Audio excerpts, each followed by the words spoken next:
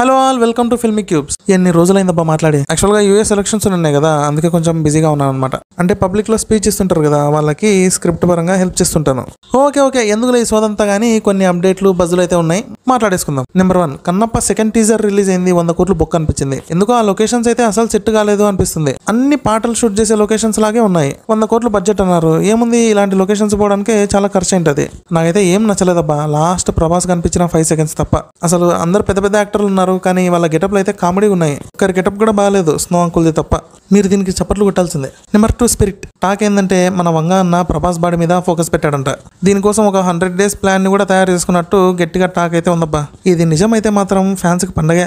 ఏంలే, కొంచెం తగ్గితే చాలు ఆ పోలీస్ గెటప్ లో పర్ఫెక్ట్ గా సెట్ అవుతాడు. తగ్గకుండా బల్క్ గానే ఉంటే మాత్రం ఇలా కనిపిస్తాడేమో అని చిన్న భయం అబ్బా. నాకైతే వంగ మీద నమ్మకం ఉంది, ప్రభాస్ ని మంచి షేప్ లోకి తెస్తాడని. ఏం చేయలేం అక్కడ, వంగ ఇస్ ద డైరెక్టర్, చెప్పినట్టు వినాల్సిందే.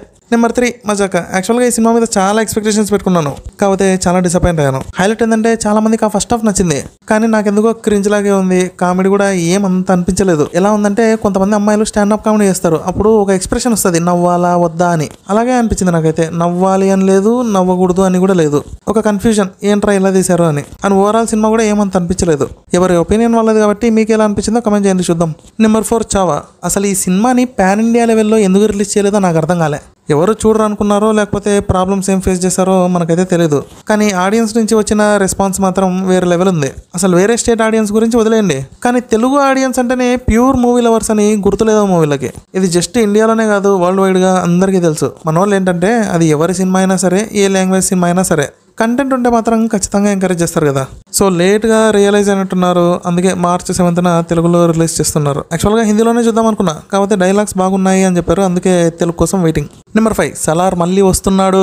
అంటే మీ అందరికీ తెలిసిందే కదా, ఈ మధ్య సలార్ అనేది అందరికీ ఒక హ్యాబిట్ అయిపోయింది. బోర్ కొట్టినా, హ్యాపీగా ఉన్నా, డిప్రెషన్లోకి వెళ్ళినా, ఏమైనా సరే సలార్ చూస్తాం. అందుకే March 25th బిగ్ స్క్రీన్స్ మీదకి వచ్చేస్తుంది. ఇంకా నాకు తెలిసి సెలబ్రేషన్స్ అయితే మామూలుగా ఉండవు. సర్లే కానీ మీరు ఎన్నిసార్లు సలార్ చూసారో కమెంట్ చేయండి అబ్బా.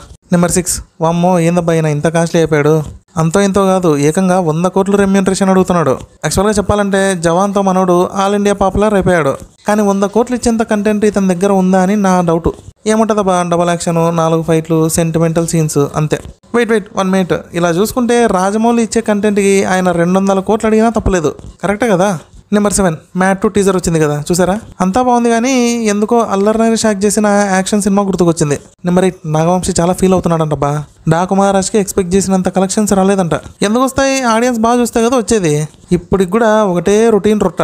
ఊరికి ఆపద వచ్చింది, బాలయ్య ఉంటాడు, వచ్చి కాపాడతాడు, మధ్యలో ఒక క్రింజ్ పాటను పెట్టాలి. ఎలా ఉండాలంటే చూసిన వాళ్ళందరూ తిట్టుకోవాలి.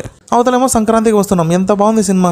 యాక్చువల్గా సంక్రాంతికి సినిమా వస్తుందంటే అది ఖచ్చితంగా ఫ్యామిలీ ఆడియన్స్ చూడాల్సిన సినిమానే అయిండాలి. అలా కాకుండా నేను తోపుని తురుముని అంటే ఇలానే ఉంటుంది. నెంబర్ 9, అఖండ 2 కోసం బోయా అండ్ టీం గట్టిగానే ప్లాన్ చేస్తున్నారు. విజువల్ ఎక్స్పీరియన్స్ చాలా బాగుండాలని చెప్పి హిమాలయస్ లో మంచి లొకేషన్స్ కోసం చూస్తున్నారంట. చూసారు కానీ ఆ హిమాలయస్ కరిగిపోకుండా ఉంటే చాలు. అంటే బాలయ్య ఫైర్ కదబ్బా, సో ఆ హీట్ కి ఏమన్నా కరిగిపోతాయేమో అని చిన్న డౌట్. ఫైనల్ గా నెంబర్ 10, హిట్ 3 టీజర్. మామూలుగా లేదు కదా, నాని దగ్గర నుంచి ఈ రేంజ్ క్యారెక్టర్ ని అసలు ఎక్స్పెక్ట్ చేయలే. అండ్ ఇంకోటి ఏంటంటే మనోడు ప్రతిదీ ట్రై చేస్తున్నాడు. ఓన్లీ కూల్ క్యారెక్టర్సే కాకుండా ఇలాంటి వైలెంట్ క్యారెక్టర్స్ ని కూడా ఈజీగా చేసేస్తున్నాడు. దీనికి బెస్ట్ ఎగ్జాంపుల్ దసరానే తీసుకోండి. సినిమా అయితే నాకు నచ్చలే, కాకపోతే ఈయన రోల్ బాగుంటుంది. సో హిట్ 3తో మన సైకో హ్యాట్రిక్ హిట్స్ కొట్టాలని గట్టిగా కోరుకుంటున్నాం అబ్బా. వీలైతే రేపు పొద్దున శివాలయంకి పోయి టెండర్ కూడా ఇస్తా. మీకు కూడా ఏమన్నా విషయస్ ఉంటే చెప్పండి అబ్బా, శివయ్య అని అడుగుతాను. ఇదండి మ్యాటర్. ఇంకేం మరి, నేనైతే అర్జెంట్గా టీ తాగడానికి వెళ్తున్నా. మీకు కూడా కావాలంటే చెప్పండి, ఆర్డర్ చేసి పెడతా. ఓకే ఉంటాం మరి. టీ షాప్కి వచ్చేయండి. టేక్ కేర్, టాటా బాబాయ్.